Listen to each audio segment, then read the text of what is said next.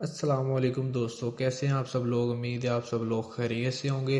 تو دوستو، آج کی اپنی اس ویڈیو میں آپ کو پاکستان ایئر فورس کی ایرو ٹریڈز کے متعلق کمپلیٹ ڈیٹیل بتاؤں گا۔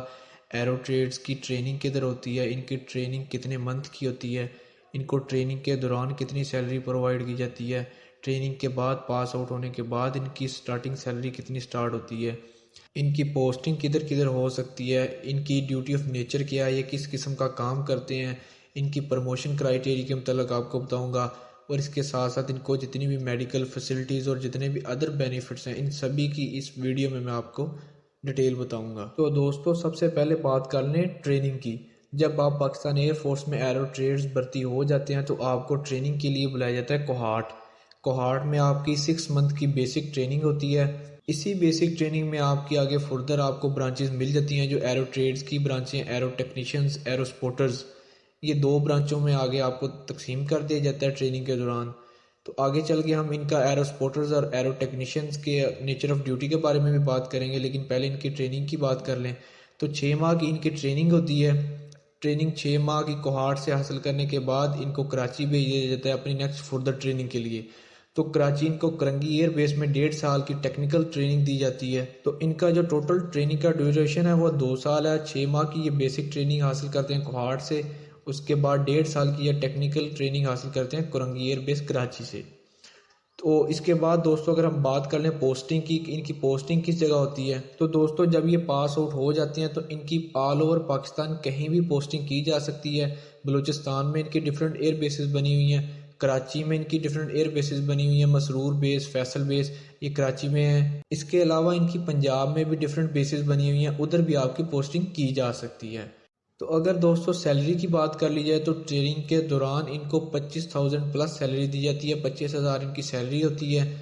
اس کے بعد جب یہ پاس آؤٹ ہو جاتے ہیں، 1.5 سال کی اپنی ٹیکنیکل ٹریننگ بھی کر لیتے ہیں کرنگی ایئر بیس سے، اس کے بعد دوستو اب ان کی جو ابھی سیلری 2024 کے حساب سے ان کی جو سیلری ہے وہ 35,000 پلس سیلری، 35,000 سیلری آپ کو ملے گی جب آپ ٹریننگ کر کے پاس آؤٹ ہو جاتے ہیں۔ اس کے بعد دوستو اگر بات کر لیں ان کی نیچر آف ڈیوٹی کی، ان کا کام کیا ہوتا ہے، تو آپ کو میں بتاتا چلوں ایکچول میں یہ ٹیکنیکل، ان کی ٹریننگ بھی ٹیکنیکل ہی ہوتی ہے اور ان کا ورک بھی ٹیکنیکل ہی ہوتا ہے۔ جب یہ پاس آؤٹ ہو کے مختلف یونٹ میں مختلف ایئر بیسز میں آ جاتے ہیں تو ادھر مختلف سکارڈنز بنے ہوتے ہیں، ان سکارڈنز میں ڈیفرنٹ مینٹیننس ورکشاپس بنی ہوتی ہیں، مینٹیننس سٹور بنے ہوتے ہیں جدھر ایئر کرافٹ آ کے کھڑے ہوتے ہیں۔ تو ایرو ٹیکنیشینز کا ایکچولی کام یہ ہوتا ہے کہ جتنے بھی ایئر کرافٹ اس یونٹ کے ہوتے ہیں، اس ایئر بیس کے ہوتے ہیں، ان کو دیکھنا، ان کی جانچ پڑتال کرنا، ان میں جتنے بھی کوئی ٹیکنیکل فالٹ ہیں ان کو ریزولو کرنا، اور اس کے علاوہ ایئر کرافٹ کی پوری مینٹیننس کرنا ایرو ٹیکنیشینز کی ذمہ داری ہے۔ اس کے علاوہ اگر ان کی ڈیوٹیز کی بات کر لی جائے تو ان کی ڈیوٹیز رن وے لائنز پہ بھی لگائی جاتی ہیں۔ رن وے لائنز پہ جب بھی کوئی ایئر کرافٹ لینڈ ہوتا ہے تو یہ ان کو گائیڈ کرتے ہیں، جب بھی کوئی ایئر کرافٹ ٹیک آف کرنے لگتا ہے تو تب بھی یہی لوگ ان کو گائیڈ کرتے ہیں۔ ان کی ڈیوٹی رن وے لائنز پہ بھی ہوتی ہے۔ تو دوستو یہ تو تھی ایرو ٹیکنیشینز کی ڈیوٹی۔ اب اگر بات کر لیں ایرو سپورٹرز کی، باقی سارا پروسیجر ان کا سیم ہے، سیلری بھی سیم ہے، صرف ان کی نیچر آف ڈیوٹی میں فرق ہے۔ پوسٹنگ کے لیے بھی یہ سیم ہی ہے ان کی، اس کے بعد جو میں پروموشن کا بتاؤں گا تو وہ بھی ان کا سیم ہی ہے، صرف ان کی ڈیوٹی آف نیچر میں فرق ہے ایرو سپورٹرز کی اور ایرو ٹیکنیشینز کی۔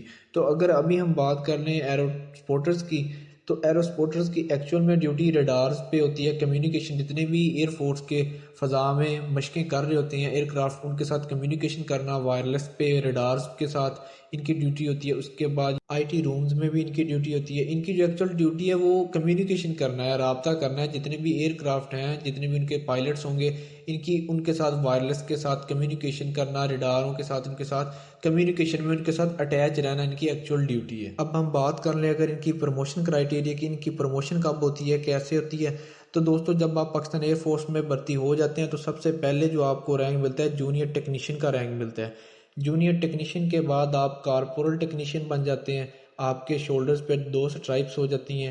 یہ ساتھ ساتھ آپ اپنی ویڈیو میں دیکھ رہے ہیں، ان کے رینکس تصویر میں دکھائے بھی جا رہے ہیں۔ اس کے بعد جب آپ کارپورل ٹیکنیشینز کا آپ کی پھر پروموشن ہوتی ہے تو آپ سینئر ٹیکنیشین بن جاتے ہیں۔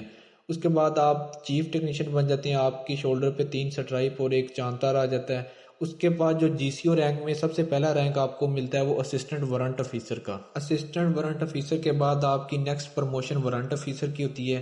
وارنٹ آفیسر کے بعد آپ کی جو لاسٹ پروموشن ہے جو پاکستان ایئر فورس ایک سپاہی کو ایوارڈ کرتی ہے وہ ہے چیف وارنٹ آفیسر۔ یہ 16 گریڈ کی پروموشن ہوتی ہے، اس کے بعد آپ کی نیکسٹ پروموشن نہیں ہوتی، تو یہ آپ کا لاسٹ رینک ہوتا ہے چیف وارنٹ آفیسر۔ اس کے بعد دوستو اگر ان کے دوسری فیسلٹیز کی بات کر لی جائے تو جدھر بھی آپ کی پوسٹنگ ہوگی آپ کو کھانا پینا رہائش یونیفارم بالکل فری پاکستان ایئر فورس کی جانب سے دیا جائے گا۔